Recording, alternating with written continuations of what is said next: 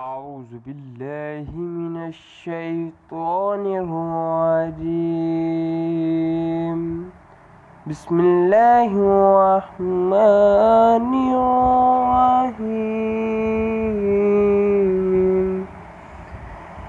قل أعوذ برب الناس ملك الناس إله الناس من شر الوسواس الخناس الذي يوسوس في صدور الناس من الجنة والناس.